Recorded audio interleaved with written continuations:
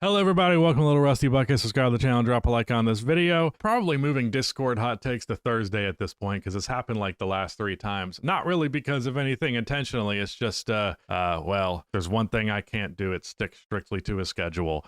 With that said though, if you would like to join the Patreon, you can do so by, well, if you would like to join the Discord, you can do so by joining the Patreon, which is linked down below. You can either go for $3 a month for the membership, or you can do a year-long subscription for $24, so $2 a month, but you're paying it all up front. Whatever it is, you get access to the private Discord with a bunch of like-minded individuals. Obviously, we all still have different basketball opinions, but conversations are civil and enjoyable, and yeah, so if you want to do that, that will be linked in the description. But with that said, let's get into these hot takes. From Brunsonian cult leader, people often use the eye test as a way to justify a position where there is no evidence to support and hold on to their priors no matter what facts you put in front of them. This take is not saying that we don't need the eye test, obviously, because stats can be misleading and miss valuable context. For example, the difference in efficiency for bigs who always score at the basket doesn't mean all bigs are the best scorer. Jokic isn't the best defender in the NBA just because analytics say that. Russell Westbrook isn't the GOAT because he averages triple-doubles, etc. But the eye test is so subjective that it makes talking about sports sometimes frustrating and futile if one party will just refuse to accept a grounding foundation in something objective and measurable. It's like talking to Republicans about climate change, vaccines, immigration stats, anything Trump actually said or did, because not being able to agree on what reality is and work from there goes nowhere. The thing is, like, you need a mix of both. If you're entirely stat watching or if you're entirely eyeballing, the eye test, people treat the eye test like your perspective is not your perspective. Like, one of the most common accusations you will get if you say a basketball opinion someone does not like is that you don't watch. Like, you're not actually watching the games. I get that accusation all the fucking time, which is ridiculous. But the thing is, we can both watch the same game and come away with entirely different interpretations. Some are more valid than others, but when people throw that around, it's like they think that everybody will come to the same conclusion they did so long as they actually watch the game. And that's just not how it works. Everybody has their own perspective. Everybody has their own things that they value. What I try to do to communicate my perspective is say, here's what I value. This is how it falls into that. But the eye test, yes, it's necessary to understand context. It's also necessary to understand some of like the smaller idiosyncrasies, things that are like not really tracked well by stats. Like, I'm not an advanced stat guy. The only advanced stat that I regularly use is true shooting percentage. And then like on off is kind of an advanced stat, but it's also kind of its own thing. And yeah, Jokic is not the best defender in the NBA just because analytics say that. I do think if the analytics overwhelmingly say that someone isn't a bad defender, then you could probably use that to validate it. Like, I strongly believe that Jokic is not an outright bad defender. Even if he has some significant weaknesses, he also has strengths that people just entirely leave out of the conversation. But yeah, the most informed perspective is one where there is stuff that comes from your own perspective, but also what the numbers objectively say. Like, something that I would highlight there is like a big argument I got in forever ago that has never left me is like a person who outright refused to believe that John Wall was not a good mid-range shooter, even though his percentages across the board for almost every year of his career are at best average and usually a good bit below league average. So like Zach LaVine, actually, same exact thing.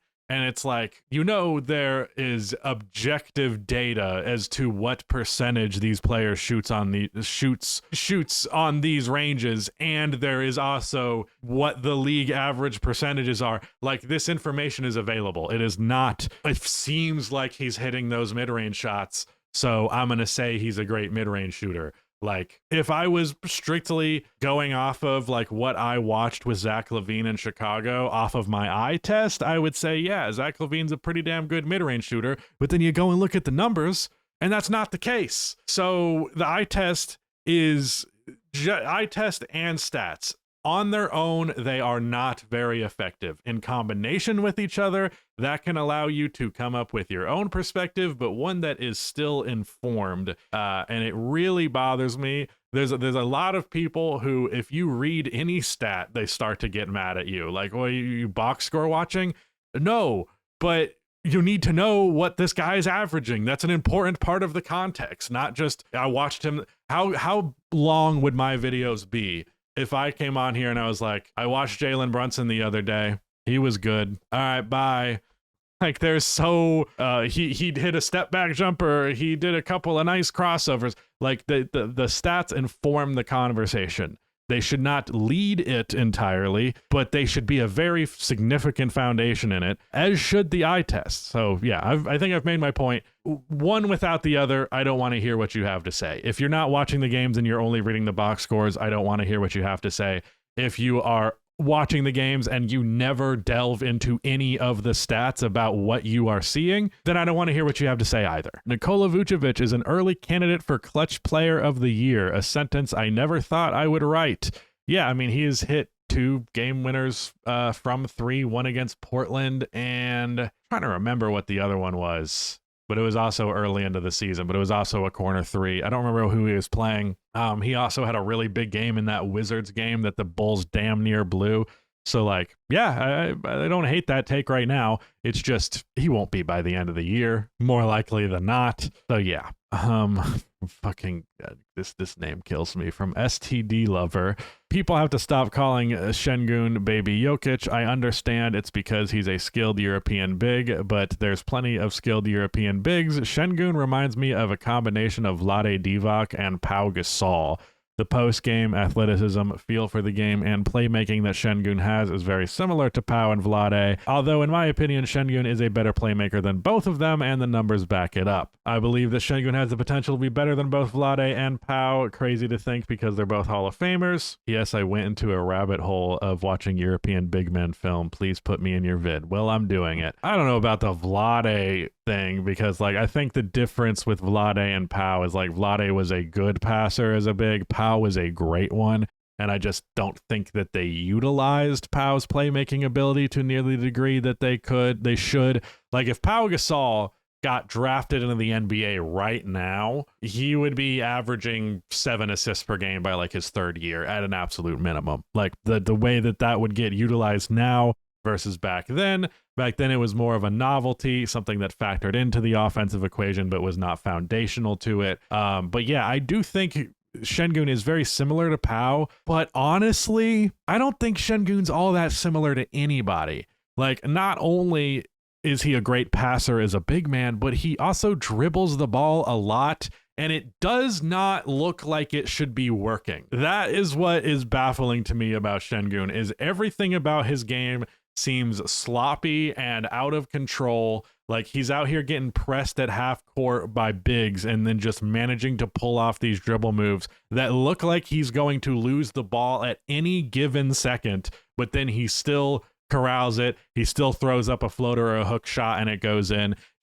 He's a very unique player, and I feel like it is understated how unique he is just because you can draw some baseline connections to Jokic.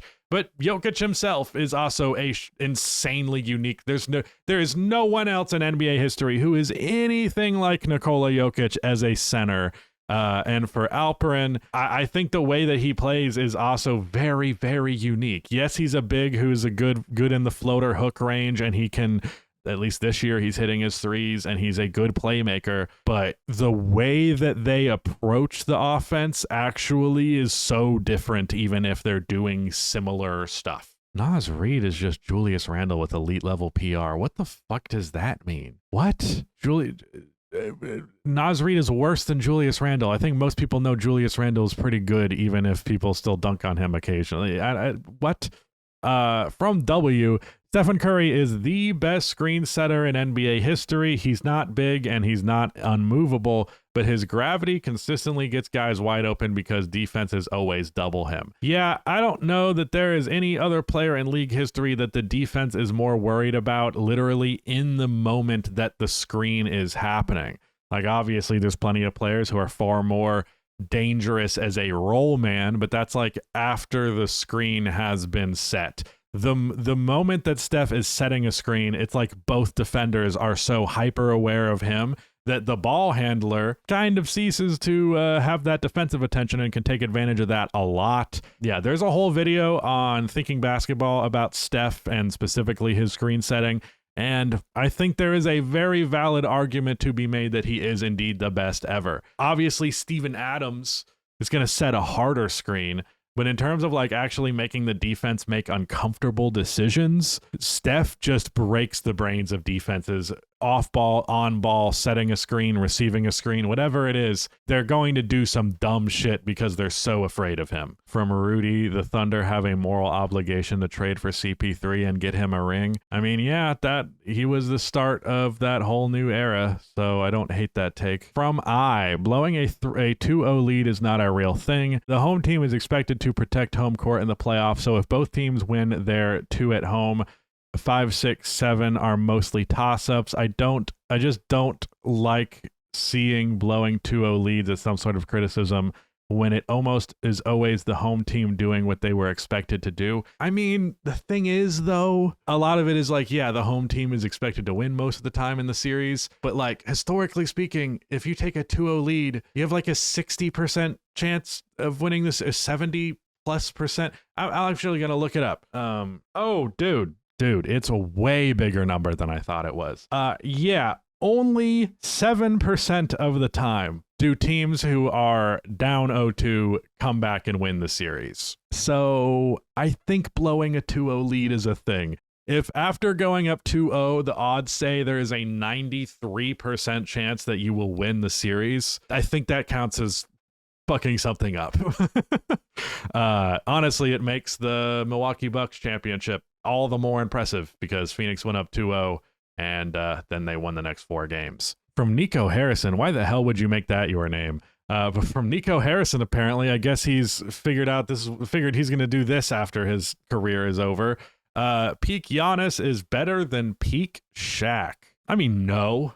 I will say that right out of the gate, no, but I will entertain this. What I will say is that Shaq arguably has the greatest peak in the history of the NBA. So I very strongly believe that Giannis does not have the greatest peak in the history of the NBA. But what I will give Giannis, better defender. Orlando Shaq, probably just as good defensively. However, he didn't really maintain that throughout more than just like the first couple of years in LA. He was second in Defensive Player of the Year voting in his MVP season, but that was definitely some Lakers media bias. He was not the second best defender in the NBA that year. But yeah, Giannis is a better defender for like a much longer period of time. He's a way better playmaker. He's a way better ball handler. And even though he's not a good jump shooter, he has at least at some points in his career had a pretty legitimate mid-range game, which is not nothing when we're talking about Shaq, who does literally have nothing else to his game other than like anything 10 feet from the basket or closer. So I just can't. I get that like technically Giannis is better at a few things. However, as much as Giannis is capable of just getting to the rim whenever he wants, Shaq was also like that, except without having a bunch of fast breaks to do it, without having the ball in his hands for all that long, while receiving triple teams and double teams like the moment he catches the ball, and while in a very poorly spaced era. Now, Shaq's teams in LA were one of the better spaced teams in the league.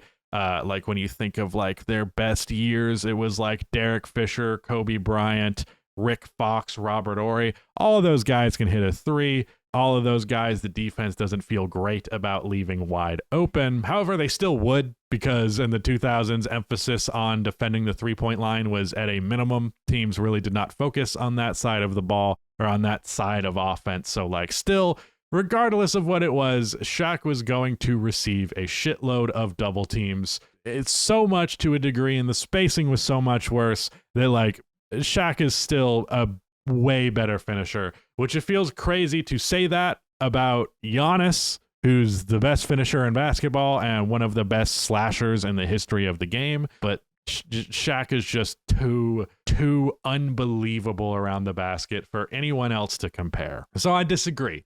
I don't think it's as wide of a gap as some might say, but like it's definitely a gap. There's definitely a notable gap there. From Wemby Enthusiast, I don't think there is a contender in the East. The Knicks are one injury to Agua OG? What in the fuck? What is that? To their defense being fried to rice, plus short point guard equals what ifs and could have beens. Historically, that is true. The Cavs have Donovan Mitchell, and making it past the second round doesn't work. Plus, the lights are too bright, as Jared Allen once said. I feel like you could come up with better reasoning than that. And the Pistons 2 years ago had Killian Hayes on the roster. What is the... I don't disagree with your take, but this reasoning is horrible. To even be relevant is amazing. Cade for MVP, but truly I think that they are a year away. And truly over the East, I know someone has to make it out, but they will lose in 5 to anyone out of the West 1 through 6. Okay. God damn. How do I process this? I am inclined to agree with this take that there isn't really a contender in the East. I don't know what the fuck to say to any of your reasoning. Killian Hayes being on the roster 2 years ago does not mean the Pistons can't be contenders. I agree with your take. I just don't agree with any of your reasoning. I'm not going to try to make heads or tails of this. YouTube take for the Mr. YouTube man from Joe. The video essay channels who drop 10-hour videos on TV shows and irrelevant topics are some of the worst sloth channels out there. The perfect length for a YouTube video is 10 to 20 minutes, maybe 30 to 90 if you're really going in depth on a topic. I appreciate you throwing that one in there for my own self-esteem. Anything over an hour is just hard to watch at a certain point if it's not super well polished. Well, we still do have many hour-long videos over on the Deep Dive channel, so maybe fuck you a little bit, Joe. No, I'm just kidding. I mean, it depends. There is the occasional video that is that long that earns it. But what really bothers me in the video essay about TV show and movie land is when it is just a plot summary. When the video is like you went to Wikipedia and you read what happens, or you loosely summarized episode to episode what happens. And it's like, yeah, I watched the show. I would like to know what you think of the show. What's your analysis on the show? Not just like, so this happened and then this happened and then this happened. Like, I'd rather just watch the show at that point than watch an 8-hour video essay about you describing the show. So that, to me, that's where it is really slop. So it is also just coming from a place of like, that's what's good algorithmically. Not only do longer videos get pushed out more, but they make way more money because there's a lot more mid-rolls you can put in there. I understand it from a strategic standpoint, but from a consumer standpoint, yeah, I definitely don't care for that style of video. I love a good video essay.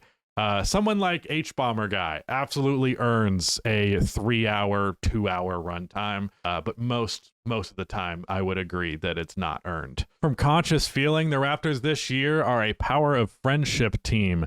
Their motto might as well be, it's hard to win a basketball game, but if we all put our hands together and try our very best, we can accomplish our dreams. Let's see how far they can take it, but last year's Power of Friendship squad had to call upon the dark arts and sold Miles Turner's basketball talent and all of this season's wins in exchange for demonic playoff powers in order to make a run. And I don't know if that's going to happen in Toronto. P.S. The Heat would have had a case for this year, Power of Friendship squad, but Spoelstra and Riley's regime has too many fascist undertones. Sure, I don't know. I don't think the Raptors are Power of Friendship. What I would say is the Raptors are fucking phenomenally coached. Like, Darko knows what he is doing. I know he was like kind of controversial for a little bit there, but he knows what he's doing. That's an incredibly well coached team. And a lot of guys who like do some of the little things. Scotty's a little things guy. Quickly's a little things guy. RJ can be. He's not always. But they got Mamu, who's pretty good. Jamal Shedd's one of the best backup point guards in the league, currently leading the league in assist to turnover ratio. I don't know. I wouldn't compare them to Indiana, though, because they don't have a player who's anywhere near as good as Tyrese Halliburton. Like, Scotty Barnes is probably the best player on that team, and Scotty Barnes is leaps and bounds behind Tyrese Halliburton. So yeah, no, I'm gonna have to disagree. Ant-Man is already the second greatest Timberwolf ever, only behind the obvious one. Yeah, I mean, who else would it be? Kevin Love, Sam Cassell, Ricky Rubio, like Kevin Martin. There's just the competition is in them. Or Karl Anthony Towns, Jimmy Butler for one season. Like, truly, it's I don't, is this a take? Who the fuck else would it be? Truly, like, really. Jokic is the best scorer since the year 2000. I don't know about that. Honestly, I would say if we're just talking about regular season scoring, I think Joel Embiid's the best scorer that we've seen in a very, very long time. But LeBron is still there. Steph is still there. I think Jokic has an undeniability factor to his offense that is harder to argue with. So that is there. But yeah, I don't know. Like, yeah, LeBron at his absolute peak is a comparable scorer to Jokic. There's also Kobe in there as well. Kevin Durant is in there. Yeah, no. Kevin Durant, Steph, LeBron. I'm not saying that Jokic is like clearly better than them or by any means. Wait, this says second best. I literally didn't even read the word second. Well, I still wouldn't even say he's second. So no. Con Knipple will be the best shooting guard in the league before his rookie deal is up. Hashtag White Hooper. I mean, there's not a lot of rookie shooting guards who have been better than Con. Probably Donovan Mitchell is the last one who's been this good right out of the gate, and one of the best shooting guards in the NBA. So not an entirely illegitimate take. Someone pointed this out, I think on Discord, Hot Takes as well, that like the shooting guard position is kind of making a bounce back. Like the video that we debuted, the deep dive era on the deep dive channel, formerly just or currently at Rusty Buckets. That video was about how the shooting guard position was dying. Well, right now, Donovan Mitchell's balling out. Devin Booker's balling out. Anthony Edwards is balling out, even though Ant and Booker are kind of the point guard of their team, though. So, but still, Con Knipple's really good. And then Austin Reeves has been fucking phenomenal this year. So, the shooting guard position is making a bounce back. I don't know that Con will ever be the best shooting guard in the league, though. Tim Dunkin' Donuts, I would reply to this take that Hallie is a better pacer all time than Reggie Miller. I've already responded to that one, though, that someone else has had that take before. No, longevity matters is the short answer. From the OKC Thunder should honestly not try to go for any 70-plus win record. While 2016 win would have definitely been mostly due to LeBron's performance, the Warriors' wear and tear from going for the 73 wins during the regular season definitely had a factor into some players being unavailable during the postseason. Plus, players today are far more injury-prone than they were in the last decade. That's why OKC's best chance of being a dynasty, potentially greater than the Warriors, should be to pace themselves rather than push themselves too far going for any regular season record. I don't really feel like they're pushing themselves too hard right now, though. They're 17-1, and Shea is playing like 31 minutes a game. Let me go find the exact numbers. Oh no, he's up to 33 now. Did he? I guess has been up a little bit, but that's one less minute than he played last year. And he's averaging 32.2 points. They haven't played J-Dub at all, so it's not like he's taken on any wear tear at this point. Chet has missed 4 games. He's been fine. Yeah, dude, Shea is the only guy on this team who is playing over 30 minutes a game. Like, if we compare that to the 2017 Warriors, not that it was uncommon for them to not be playing in, like, the fourth quarters like is happening this year. But if we go, yeah, they have 4 players who are averaging 30 or more minutes, and Clay's averaging 33, Steph is averaging 34.2, and Draymond is averaging 34.7. That's also with Clay missed 2 games, Steph missed 3, and Draymond missed 1. So like they're playing every game. They're playing 33 plus minutes almost every time. Whereas the Thunder have one guy playing 30 plus minutes and their second best player hasn't even played yet. Like truly, I don't think they have to try that hard to be a 70-win team, which is crazy. Like, that's fucking bonkers. But they won 68 games last year. They seem to have gotten better, even in the absence of J-Dub. And I really just don't feel like I don't feel like they're straining themselves that much for these wins. Like, they're winning by 15 points on average. They don't even have to do that much to dominate to this degree, which is just extra scary. So I do think the Thunder are going to win 70 games this year at this point. They're just ridiculous. So, yeah, I'm going to have to disagree with you there because I just don't think that they're actually wearing themselves too thin to do this at all. Maybe it'll feel more like that by the end of the year and we'll circle back to that conversation, but I don't think so. From Alchemical Toast, the current commodification of the NBA is ultimately the fault of the consumers failing to utilize their buying power. While yes, corporate and wealthy power is at an all-time high, worse than the French Revolution, by the way, the NBA and most sports markets have reached a point of too big to fail. NBA viewership is dominated by people complaining about pricing, yet still purchasing their products. The only reasonable way out of this is for fans saying screw Adam Silver and agreeing to not accept their scummy market practices. Unless we dent their profits, anything the fans say won't matter. You're not wrong. But also, I feel like the concept of like voting with your wallet, I just don't think that really works at scale, honestly. I think if you love the NBA and you have the money to pay for these services, most people will. And if you don't have the money to pay for those services, then those people will not do it. And that's just kind of the way it is. I'm not big as a staunch anti-capitalist. I am not big on criticizing people for their consumer habits. I think that is, I don't know, like especially with the way that advertising works and all of that, like it's just kind of these teams, the people who come up with these decisions are paid to come up with ways to make this shit sandwich palatable to people. And unfortunately, it works really well because there are people who make millions of dollars in the job of like market manipulation and all of that. So like, I don't really like putting the onus of that on the consumer. I think these businesses should just be more consumer friendly because it's the right thing to do. And I ultimately think in the long run, it is for the better in the business sense as well to not squeeze your audience for every dime that you possibly could. This will be the last take of the video from Brisco. Tanking teams should be forced to discount tickets, concessions, and merch prices. Well, I mean, they kind of are for the first one. If your team's bad, the ticket prices go down. That is very much the case. Like, if you're like a very big market and your team is tanking, it's not as severe. But especially if you're a small market and you're tanking, tickets are cheap as fuck.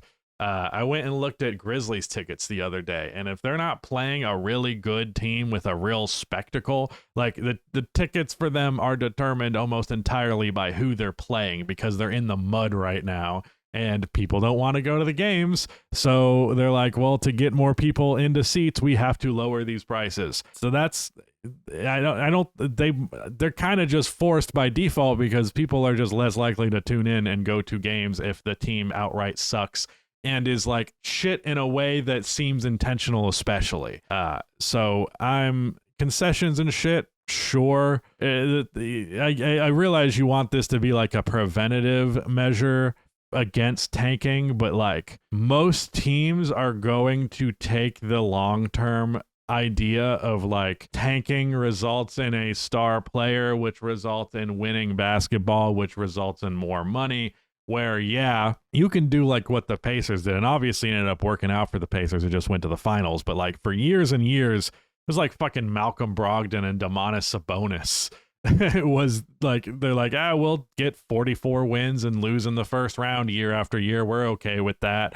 You can still ultimately retool but you usually have to be a really phenomenal franchise to pull that off without getting a high draft pick at some point in there. So yeah, I don't think you can put this on. I don't think that works. But yeah, that's it. Thank you so much for watching. Thank you so much to all the patrons and Discord members, but that is it. Goodbye.